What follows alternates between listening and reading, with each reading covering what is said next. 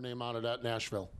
Yeah, of course, under harsh circumstances, I, made the most of it. But, I think those 2 starts were pretty crucial, and just my experience, prior to Nashville.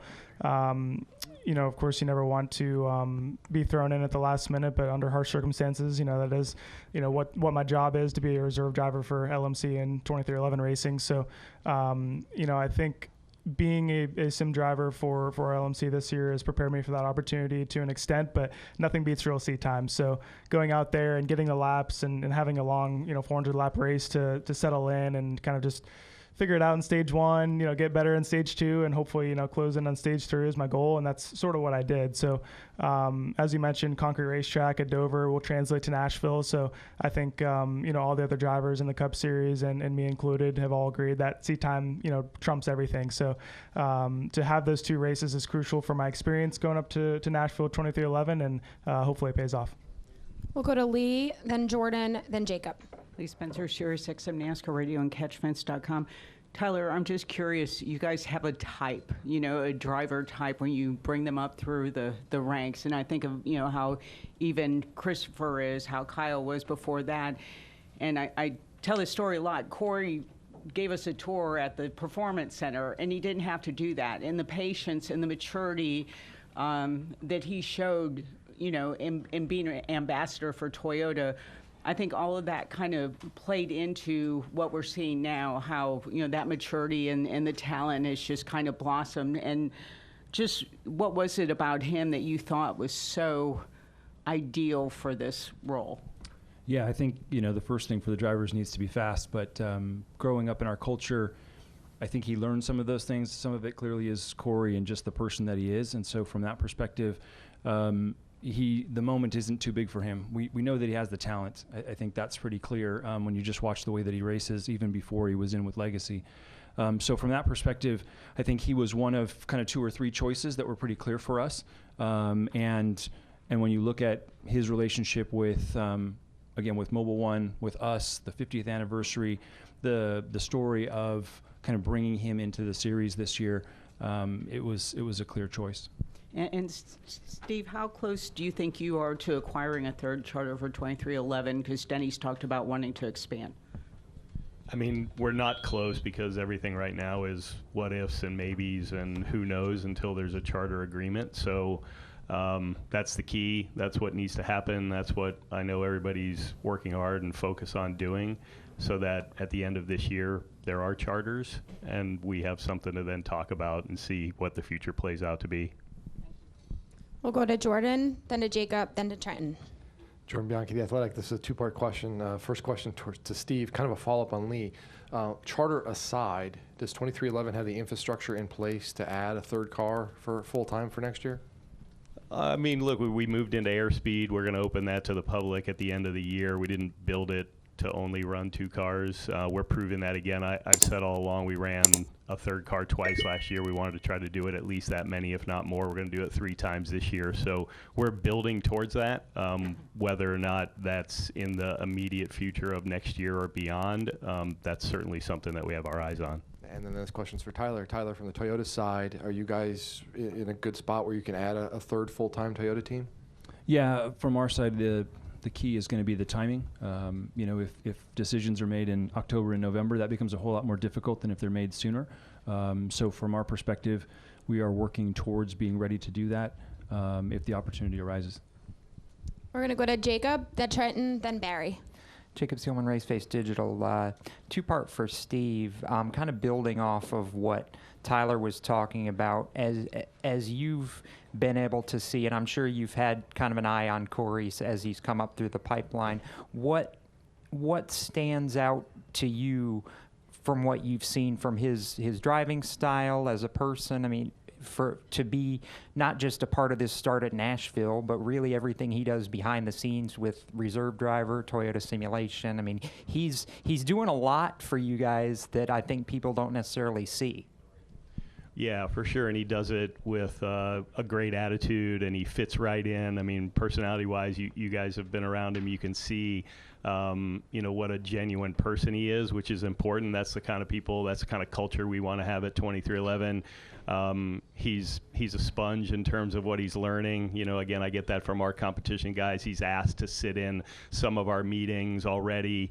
And I think, what he gets from that is really important as he builds his knowledge. And as I said, Denny's super impressed with him and has been for a long time. And, it was not a big leap for us to say, look, we did Daytona with the 67 with Travis, but it was time to really get on an oval and a mile and a half and see what we can do. And there was only one name that we talked about, and he's sitting right here. And when you look at Corey, you look at Tyler, you look at Bubba, there's a lot of youth from the driving side, and then the veteran presence of Denny from the ownership side. Is that kind of the bubble or the direction that you're building right now with 2311, is really to have guys that you can build with that are with the team for the long haul? Yeah, I mean, look, everything's opportunistic, and all the puzzle pieces have to fit together at the right time, which did quickly with Bubba, and then we had a little more time with Tyler, and now we're going to take our time to see what the next move is. And so when those pieces fit together, I'm sure we're not going to do it unless it's the perfect fit, because we don't want to take any steps backwards from where we are today. So it's definitely with a super diligent mindset that we're going to do anything moving forward. We'll go to Trenton and then to Barry, then to Max. Trenton Warsham with FrontStretch.com. I got a question for Steve and Corey. Steve, as he just said, when you answered his question, you said his name was the only name to pop up. And so with so few spots on the field and everything, especially without third charter, how do you go to evaluate who gets these opportunities? And Corey, for you, on the personally, like in other sports, a quarterback may be studying the playbook and stuff to get a leg ahead. What are you doing on the back end to make sure your name is that driver that's called? I mean, as far as setting it up, look, it's a lot of conversations. There's a lot of partners involved. We talk to Toyota all the time. Obviously, Mobile One in this instance, our internal competition staff and staff of how do we want to position ourselves as a race team. So there's a million things that go into every decision that we make. This one was really important. There was a lot of things that needed to line up to make it happen. There's a lot of parts and pieces that, if I had shown you the spreadsheet of how we even decided about Nashville, it's a lot of work to really make sure we are putting our best foot forward as a team all the time. And that's what led us to Corey, and that's what led us to Nashville. We'll go to Barry. Barry Richmond, Piedmont Broadcasting, WAKG, Danville. Corey, as being tabbed as a reserve driver, how does that affect what you do to be prepared, I guess, at a moment's notice when an opportunity arises? First of all, to answer your second question, from my standpoint, this year I'm really focused on winning a truck championship, first of all, and I've always been a person to take it sort of a week-by-week basis.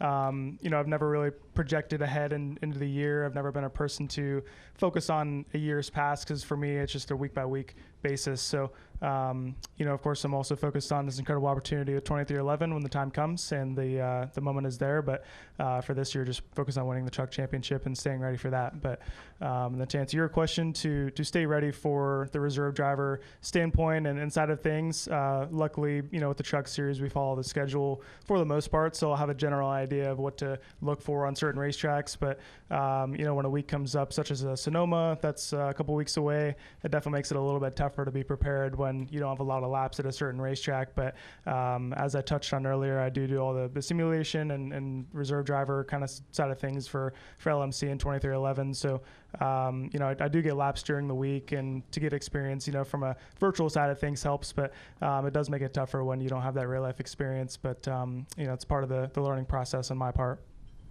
We'll take one final question in the back from Max.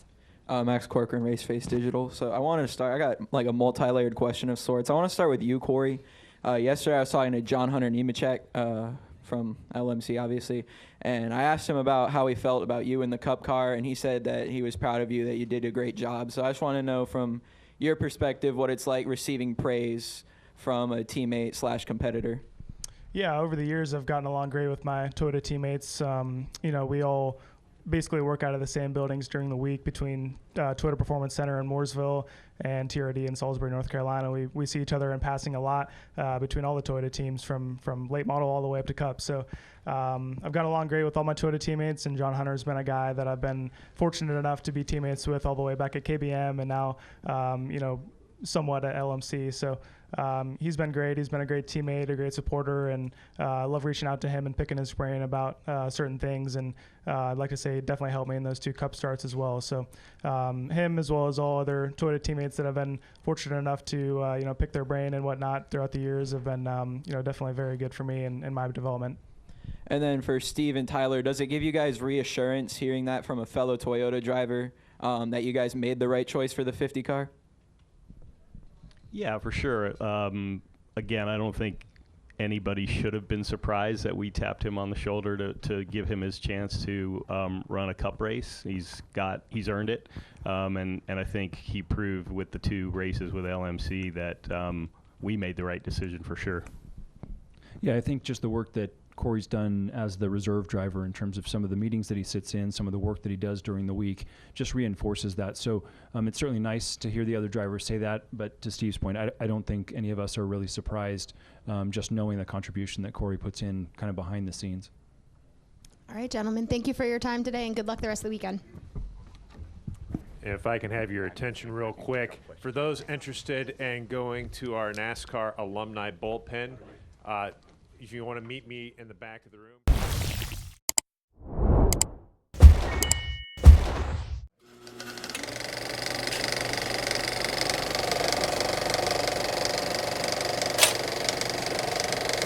All right, there's the checkered flag. Great job, driver.